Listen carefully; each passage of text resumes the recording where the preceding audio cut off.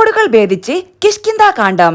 ആസിഫിന് നിറഞ്ഞ കയ്യടി. ആസിഫ് അലി നായകനായ കിഷ്കിന്ധാ കാണ്ഡം റെക്കോർഡുകൾ ഭേദിച്ച് മുന്നോട്ട്.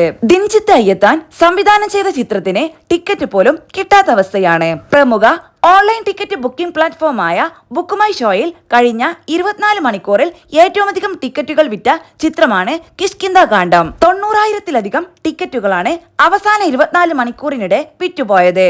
ഇതോടെ ഇന്ത്യയിൽ എല്ലാ ഭാഷകളിലുമായി നിലവിൽ തിയേറ്ററുകളിലുള്ള ചിത്രങ്ങളുടെ ബുക്കിംഗിൽ കിഷ്കിന്ധാ കാണ്ഡം ഒന്നാമതെത്തി.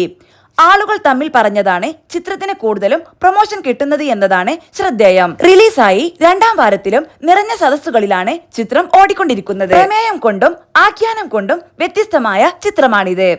ആസിഫ് അലിക്കൊപ്പം അപർണ ബാലമുരളിയാണ് മറ്റൊരു പ്രധാന കഥാപാത്രത്തെ അവതരിപ്പിക്കുന്നത്. വിജയരാഘവൻ, ജഗദീഷ്, നിഷാൻ, അശോകൻ, മേജർ രവി, വൈഷ്ണവി രാജ് എന്നിവരാണ് ചിത്രത്തിലെ മറ്റു താരങ്ങൾ. കക്ഷി അമ്മിണിപ്പിള്ള എന്ന ചിത്രത്തിന് ശേഷം ദിൻജിത്ത് അയ്യത്താൻ സംവിധാനം ചെയ്യുന്ന സിനിമയാണ് കിഷ്കിന്ധാ കാണ്ഡം.